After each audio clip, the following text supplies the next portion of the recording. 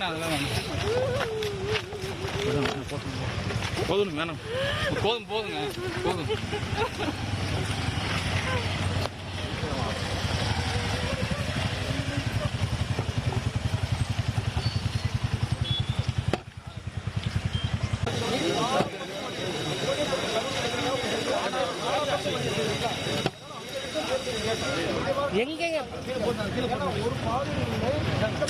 உள்ள போதன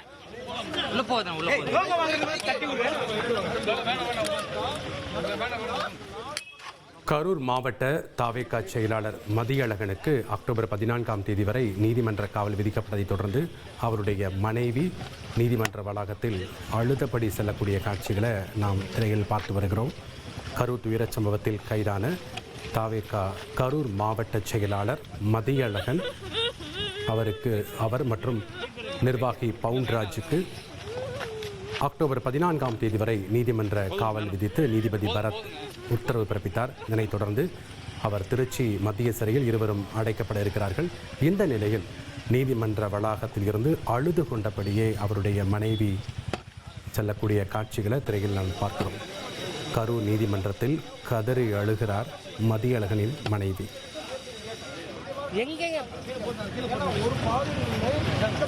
உள்ள போதன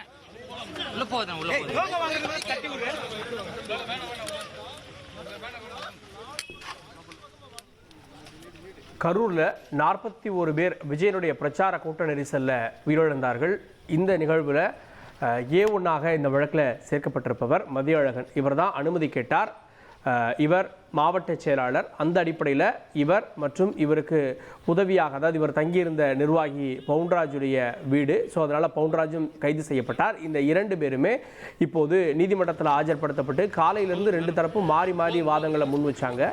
ஆனால் கைது நேற்றே செய்யப்பட்டிருந்த காரணத்தால் நேற்றே அவர் இரவு கைது செய்யப்பட்டதாக வந்த தகவலை அடுத்து போலீஸார் தான் இவரை நீதிமன்றத்தில் ஆஜர்படுத்துகிறாங்க. அதன் அடிப்படையில் முதல்ல காவல்துறை கேட்ட நீதிமன்ற காவல் வழங்கப்பட்டிருக்கிறது. இதில் கூடுதல் முகாந்திரம் இருக்குது அப்படின்னா இதை அடுத்ததாக உயர்நீதிமன்ற மதுரை கிளையிலோ இல்லை இதே நீதிமன்றத்திலேயோ தனியாக ஜாமீன் மனுவாக அவங்க தாக்கல் செய்யணும். முன்ஜாமீன் மனு அப்படின்னு இல்லாமல் ஜாமீன் மனுவாக அவங்க தாக்கல் செய்யணும்.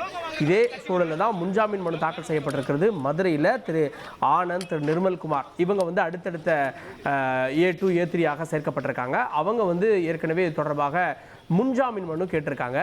இப்போது முதல் கைதாக திரு மதியழகனுடைய கைது இருக்கிறது. ஆனால் திரு மதியழகன் கைது சட்டத்திற்கு புறம்பானது அப்படின்னு அவங்களுடைய தரப்பு, அதாவது தாவேக தரப்பு சொல்கிறாங்க. நம்ம காட்சிகளில் பார்க்கறது மதியழகனுடைய மனைவி. அவர் இவர் கைது செய்யப்பட்டு திருச்சி நீதிமன்றத்துக்கு, திருச்சியில் இருக்கக்கூடிய சிறைச்சாலைக்கு கொண்டு செல்லப்படுகிறார்.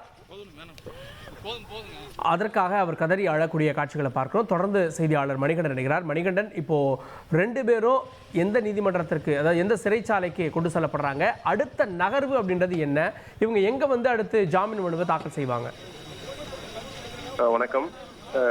தமிழக வெற்றி கழகத்தின் தலைவர் விஜய் தேர்தல் பரப்புரையின் போது கூட்ட நெரிசல் காரணமாக சிக்கி 41 பேர் உயிரிழந்த துயர சம்பவத்தின் எதிரேயாக போலீசாரால் கைது செய்யப்பட்ட மேற்கு மாவட்ட செயலாளர் மதியழகன் மற்றும் கட்சி நிர்வாகி பவுன்ராஜ் ஆகிய இருவரும் இன்று கரூர் குற்றவியல் நடுவர் நீதிமன்ற நீதிபதி பரத் அவர்கள் முன்னிலையில் ஆஜர்படுத்தப்பட்டனர். 2 தரப்பிலும் வழக்கறிஞர்கள், தமிழக வெற்றி கழக தரப்பு வழக்கறிஞர் மற்றும் அரசு தரப்பு வழக்கறிஞர் என இருவருமே காரசாரமான விவாதங்கள் நடைபெற்றது. பல்வேறு விவாதங்கள் முடிந்து இறுதிக்கட்டத்தில் நீதிபதி போலீசார் கேட்டுக்கொண்டதன் அடிப்படையில் 14 தேதி வரை, அதாவது 14 நாட்கள் நீதிமன்ற காவல் கொடுத்துள்ளனர். தற்போது அவர்கள் நீதிமன்றத்திலிருந்து வெளியே வாகனத்தில் ஏற்றிச் செல்லப்பட்டனர். போலீசார் தற்போது அவர்களை திருச்சி மத்திய சிறையில் அடைப்பதற்காக, நீதிமன்ற காவலுக்கு அடைப்பதற்காக அழைத்துச் சென்றனர். அந்த அடுத்த கணமே நீதிமன்றத்திலிருந்து கதறி அழுதபடியே மாவட்ட செயலாளர் மதியழகனின் மனைவி ராணி அழுது கொண்டே வெளியே வந்தார். அவரை தேற்றும் விதமாக உறவினர்கள் அவரை அழைத்துச் சென்றனர். செய்தியாளர்கள் பேட்டி கேட்டபோது அவர் அதை மறுத்துவிட்டு என்னால் பேச முடியவில்லை என்று கூறிவிட்டு அங்கிருந்து அழுது கொண்டே வெளியேறினார். ஓகே, இந்த ஜாமீன் மனு எப்போ தாக்கல் செய்யப்படும்? ஏன்னா இப்போ வழக்கறிஞர் சொன்னார், நாங்கள் ஜாமீன் மனு மூவ் பண்ண போகிறோம் அப்படின்னு.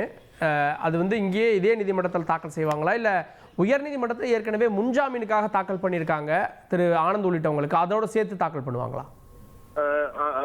அந்த விவரம் தற்போது அவங்க வழக்கறிஞர் என்ன தகவல் கொடுத்திருக்காங்க அப்படின்னா, ஜாமீன் கேட்டு முன்ஜாமீன் கேட்டு ஏற்கனவே மனு தாக்கல் செய்ய முடியாத சூழ்நிலை ஏற்பட்டது. ஏனென்றால் விரைவாகவே கைது நடவடிக்கை நடைபெற்றுள்ளது. குறிப்பாக அவர் சட்டத்துக்கு புறம்பாக அவர் கைது செய்யப்பட்டுள்ளார் என்று அவர்கள் குற்றச்சாட்டு வைத்தனர். மேலும் இந்த வழக்கறிஞர்கள் தொடர்ச்சியாக பேட்டியளிக்கும் கூறியது என்னவென்றால், வழக்கறிஞர்களை தமிழக வெற்றி கழகத்தின் வழக்கறிஞர்களே நீதிமன்றத்தில் உள்ளே விடுவதில் அதிக கட்டுப்பாடுகளும் எங்களுக்கு விதிக்கப்பட்டது. தற்போது இவர்களுக்காக முன்ஜாமீன் மனு கோரப்படாமல் கைது செய்யப்பட்டதன் காரணமாக ஜாமீன் மனுவே கொடுக்க இருக்கிறோம் என்றனர். ஜாமீன் மனுவானது மதுரை நீதிமன்றத்தில் உயர்நீதிமன்றத்தில் கொடுக்க இருப்பதாக ஒரு தகவல் அளித்துள்ளனர். கூடுதல் விவரங்களுக்கு நன்றி மணிகண்டன். தொடர்ந்து இந்த வாதங்கள் முடிந்து அக்டோபர் 14 வரை, அதாவது 15 நாள் நீதிமன்ற காவல் கொடுப்பாங்க பெரும்பாலும். அந்த அடிப்படையில் 15 நாட்கள் நீதிமன்ற காவல் கொடுக்கப்பட்டிருக்கிறது. இப்போ அடுத்தடுத்த நாட்கள் விடுமுறையெல்லாம் வருகிறது. அதனால் ஜாமீன் மனு எப்போ தாக்கல் செய்யப்படும் அப்படின்ற கேள்வியும் எழுகிறது. அது பற்றிய பார்வைகளையும் பெற இருக்கிறோம். இனி செல்லும் இடமெல்லாம் செய்தி. தந்தி டிவியின் வாட்ஸ்அப் சேனலை ஃபாலோ பண்ணினா செல்ல இருக்கும் இடமெல்லாம் செய்தி. இதோ QR கோட் இப்பவே ஸ்கேன் பண்ணுங்க, ஃபாலோ பண்ணுங்க.